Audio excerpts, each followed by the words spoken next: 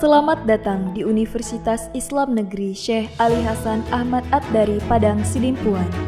Inilah kampusnya para penuntut ilmu yang berlandaskan keislaman, keindonesiaan, dan kearifan lokal. Lebih dikenal dengan sebutan Theo-Antropo-Ekosentris, Al-Ilahiyah, Al-Insaniyah, Al-Kauniyah, dengan moto cerdas berintegritas. Kampus ini berlokasi di Jalan Tengku Rijal Nurdin, Sihitang, sekitar 4,5 km dari pusat kota Padang Sidimpuan. Bismillahirrahmanirrahim. Assalamualaikum warahmatullahi wabarakatuh. Saya Farhan Arafat Lubis, NIM 2421 100207, unit kerja SDN 101411 Kota Tua, Kecamatan Tantom, Angkola, mahasiswa PPG Batch 2 tahun 2024, LPTK UIN Syahada Padang Sidimpuan, akan melaksanakan PPL 1 dengan materi indahnya berbagi dengan zakat. Horas, Assalamualaikum warahmatullahi wabarakatuh.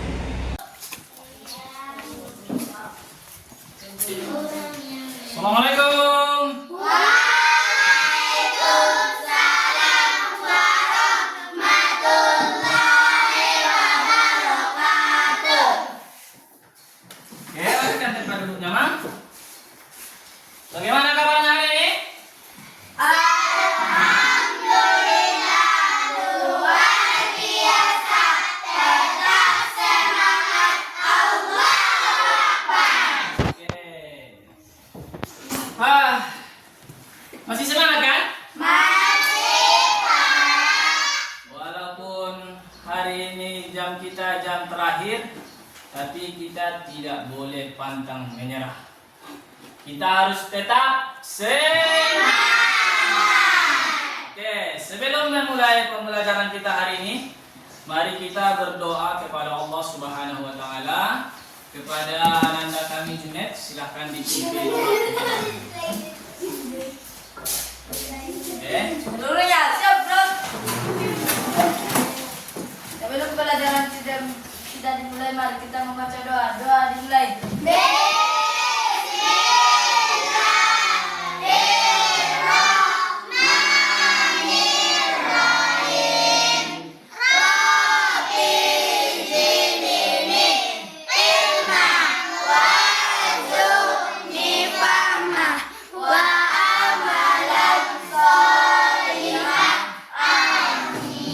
Doa selesai. Terima kasih ya kepada anak kami Junaidi. Semoga pembelajaran kita dan setiap langkah kita pada hari ini dihitung sebagai ibadah kepada Allah. Kita sebagai seorang muslim yang taat beragama harus juga cinta tanah air. Untuk itu, mari kita bernyanyi pada hari ini lagu Garuda Pancasila. Oke, untuk semua anak-anak bapak, silakan berdiri.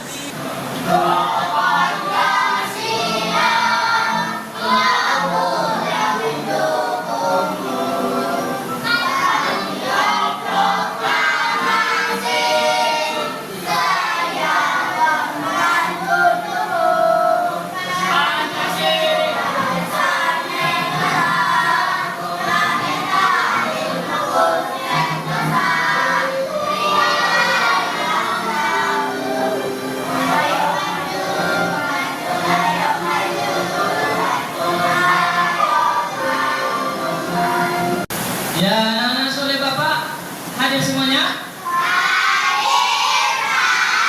Alhamdulillah, berarti semua sehat, semangat, kuat, Allahu Akbar. Oke, sebelum kita memulai pembelajaran kita pada hari ini, mari kita amati gambar dan kutipan berikut. Setiap aku malas belajar, aku ingat ada orang yang selalu bekerja keras untukku. Ada orang yang selalu mendoakanku. Dan ada cita-cita yang harus diwujudkan. Ya, jadi kalau sudah datang rasa malasnya, ingat, ada ayah, bunda, bekerja di sawah dan di ladang untuk menyekolahkan kita. Kalau sudah mulai turun semangatnya, ingat, ada Uma, ada Mama, ada Bunda yang selalu mendoakan kita di setiap sholatnya. Dan kalau sudah mau malas-malas belajar, ingat, ada cita-cita yang harus kita wujudkan. Ada yang cita-citanya jadi polisi, ada yang jadi dokter, ada yang jadi tentara. Maka untuk mendapatkan cita-cita itu kita harus belajar dengan semangat. Oke, jadi jangan lagi malas-malas ya, tetap semangat.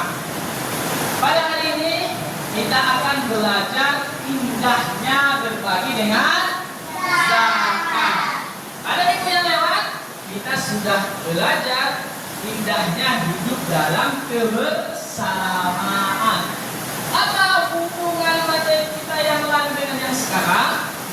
Minggu yang lalu kita belajar bahwa hidup bersama itu indah dan akan lebih indah bila kita yang hidup bersama saling berbagi, salah satunya dengan zakat.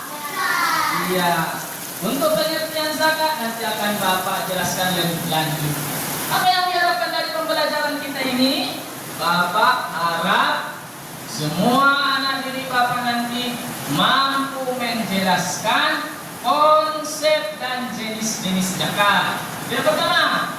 Yang kedua, anak-anak Bapak nanti semua mampu mengidentifikasi siapa saja yang berhak menerima zakat. Dan yang diharapkan anak-anak Bapak semua nanti setelah belajar materi ini menjadi contoh untuk mau berbagi dengan orang lain.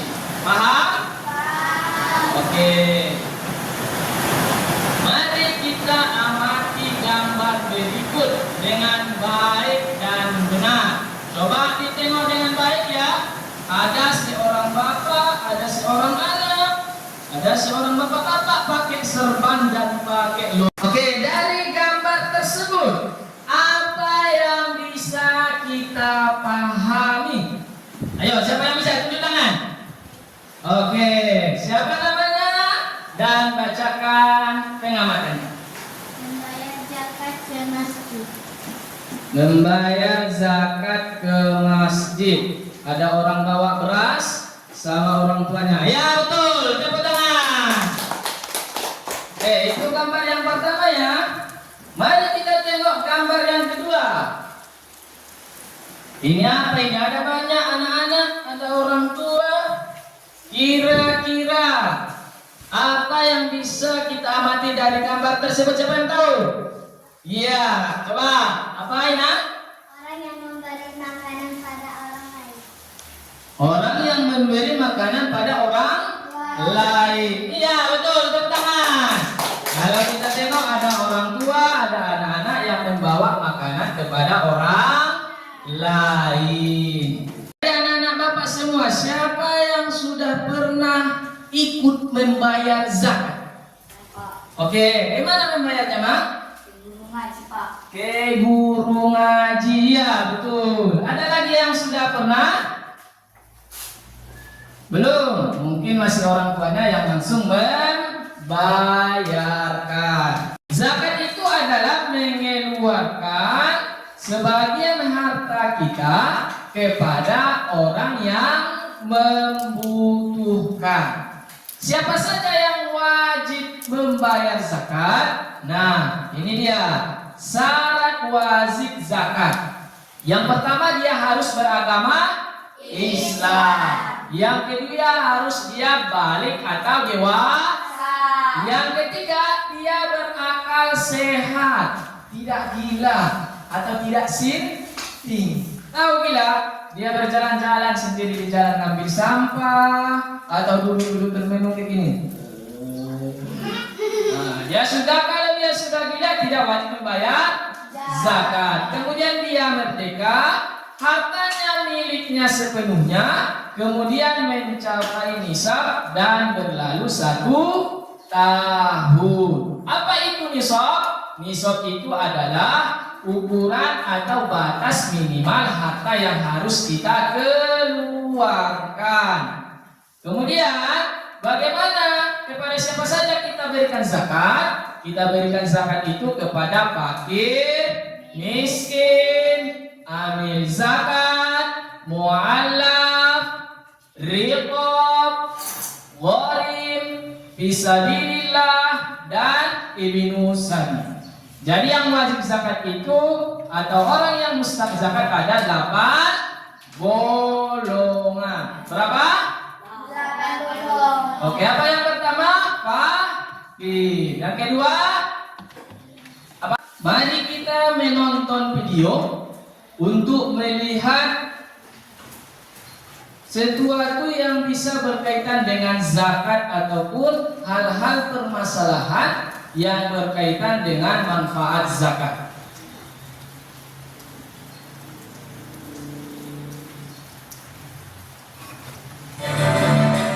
Kemensos optimis mampu ikut menurunkan angka kemiskinan di Indonesia.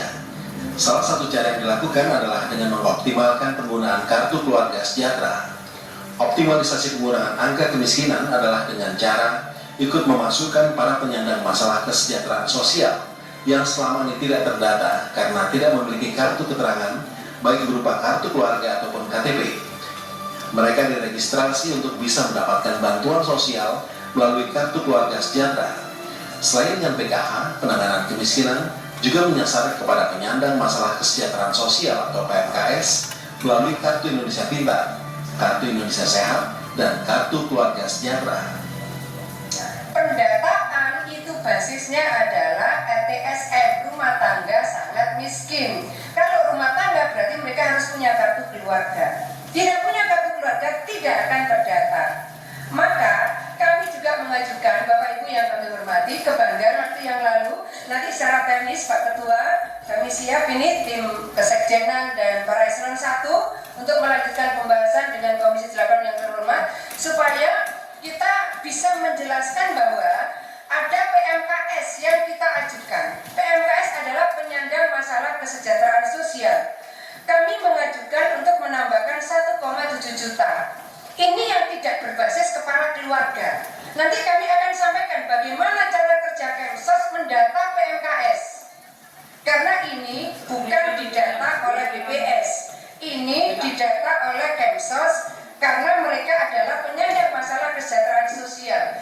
Mana KTP-nya? PMKS sebagian besar tidak punya KTP, apalagi kartu keluarga. Tapi kan mestinya negara hadir menyapa mereka penyandang masalah kesejahteraan sosial. Salah satu implementasi penanggulangan kemiskinan melalui program Keluarga Harapan. Tahun ini program tersebut ditingkatkan jumlah sasarannya dan diintegrasikan dengan program Kartu Sakti.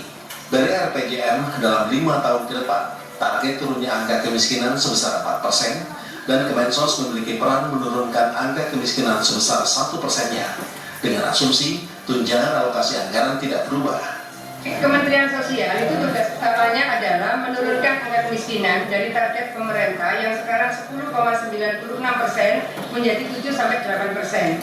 Saya ambillah turun menjadi 7%, ya, bukan 7-8. Berarti kita punya tugas menurunkan 4% dari angka kemiskinan nasional selama 5 tahun. Saya menghitung dari program PKH, program Keluarga Harapan, kemudian program Keluarga Sejahtera. Jadi kita melihat bahwa Kementerian Sosial insya Allah setahun itu bisa kontribut 0,2% menurunkan kemiskinan. Sehingga dalam waktu 5 tahun sesuai dengan hitungan kami minimal Kementerian Sosial bisa kontribut menurunkan 1% dari 4% yang ditargetkan pemerintah.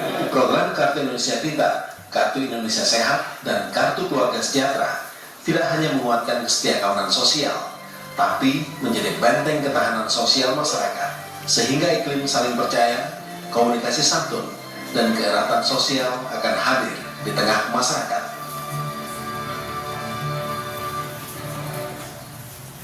Oke, dari video yang kita amati tadi, mari kita diskusi kelompok. Apa? Diskusi kelompok. Apa yang harus kita diskusikan?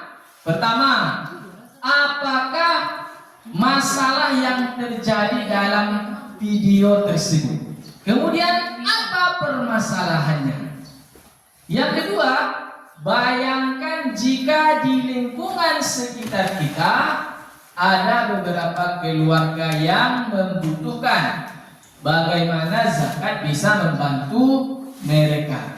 Inilah tugas kita dalam mengamati permasalahan video tersebut. Untuk itu, Bapak sudah membagi kelompok. Ada 2 kelompok diskusi. Menuju kelompok masing-masing. Silakan menuju kelompok yang sudah Bapak bagikan. Oke, ya.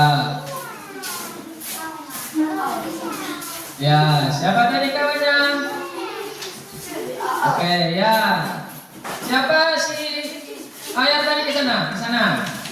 Sana aja, Mas. Sana ya. Oke.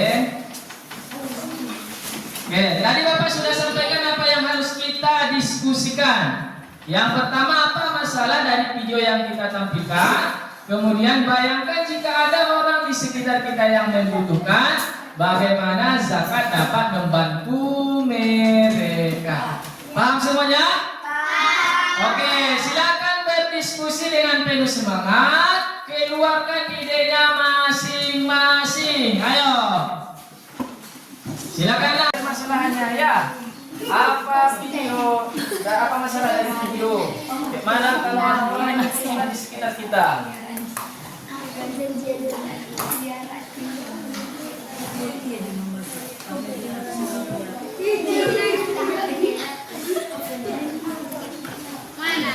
Mana kali? Iya.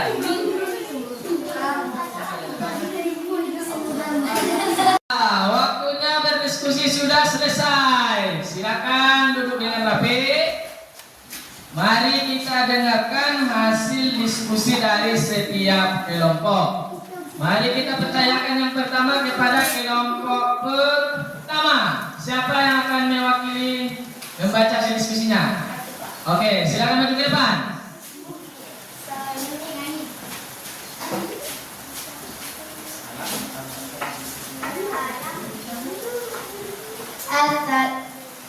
Assalamualaikum warahmatullahi wabarakatuh.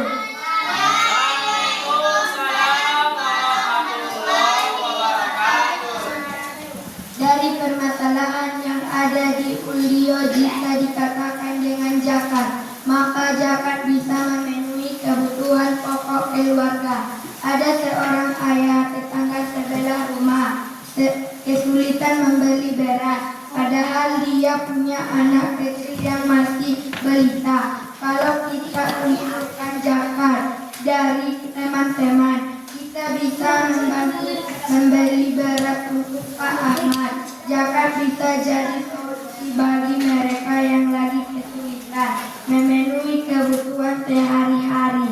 Oke, tepuk tangan untuk kelompok 1. Ya, selanjutnya kelompok 2. Siapa perwakilan dari kelompok 2? Oke, silakan maju ke depan untuk membacakan hasil diskusinya. Assalamualaikum warahmatullahi wabarakatuh. Waalaikumsalam warahmatullahi wabarakatuh. Di kampung saya, beberapa anak yang nggak bisa sekolah karena tidak punya uang buat beli buku atau bayar SPP. Padahal mereka rajin-rajin ke sekolah.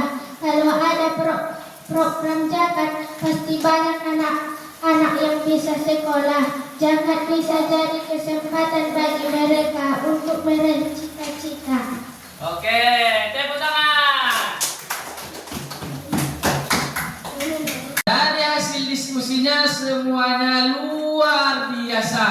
Mari kita amati gambar berikut. Inilah hasil diskusi tadi, bahwa dengan zakat kita bisa membantu orang lain. Ada kawan kita bisa mendapatkan tas yang baru untuk pergi ke sekolah. Ada ini kakak-kakak yang mendapat bantuan pendidikan dari zakat yang kita kumpulkan. Ada lagi ini orang tua kita yang mendapat bantuan modal untuk berjualan. itu semua didapatkan dari zakat yang dikumpulkan dan dibagikan oleh amil zakat. Untuk itu tetaplah semangat untuk berbagi kepada orang lain. Paham semua Anda sudah semua? Paham. Apa ada pertanyaan? Tidak ada. Kalau begitu Bapak yang akan bertanya. Pertanyaan Bapak sudah ada di lembar tugas yang Bapak berikan. Silakan dikerjakan selama 10 menit untuk memastikan anak-anak Bapak semua sudah paham yang sudah Bapak sampaikan. Ini ada LKPD-nya, tugas yang harus dikerjakan berkaitan tentang materi kita pada hari ini. Dikerjakan dengan teliti. Baca petunjuk pengisiannya.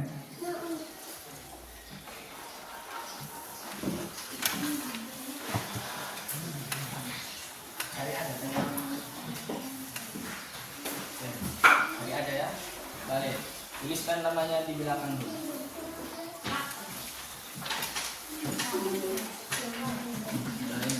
Yang tadi.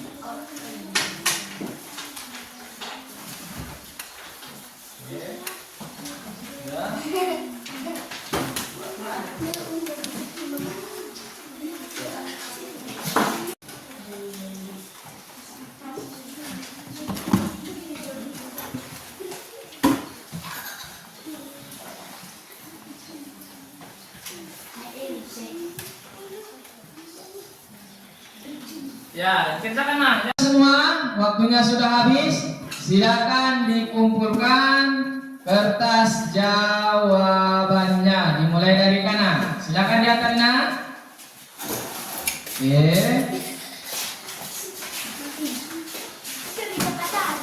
Ya. Ya. Lanjut. Silakan diantarkannya.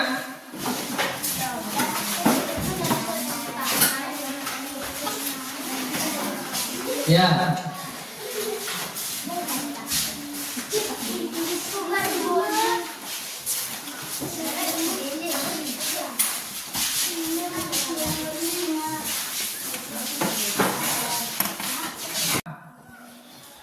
Dari uraian-uraian Bapak sampaikan dapat kita simpulkan bahwa zakat itu adalah salah satu rukun Islam yang merupakan kewajiban yang harus kita tunaikan. Zakat itu adalah mengeluarkan harta tertentu kepada orang yang mustahak. Apa itu mustahak? Yang berhak menerima zakat. Ada berapa golongan tadi yang berhak menerima zakat? 8 golongan orang yang berhak menerima zakat. Oke. Terakhir di akhir pembelajaran kita ini, mari kita merenung dari pembelajaran kita. Apakah Ananda sudah memahami konsep zakat? Oke, apakah Ananda sudah tahu siapa saja orang yang berhak menerima zakat? Oke, dan apakah Ananda sudah yakin mau berbagi dan membayar zakat? Itulah refleksi kita hari ini. Mudah-mudahan pembelajaran kita ini dapat kita amalkan. Oke, untuk tugas di rumah, carilah kisah-kisah inspiratif. Apa? Kisah-kisah inspiratif tentang zakat, baik dari buku, media, YouTube ataupun sumber yang lain, dan dikumpulkan minggu yang akan datang. Oke, demikian saja pertemuan kita hari ini. Materi kita tentang zakat. Minggu depan kita akan membahas tentang indahnya berbagi dengan sedekah. Kita akhiri pembelajaran kita dengan mengucapkan Alhamdulillah.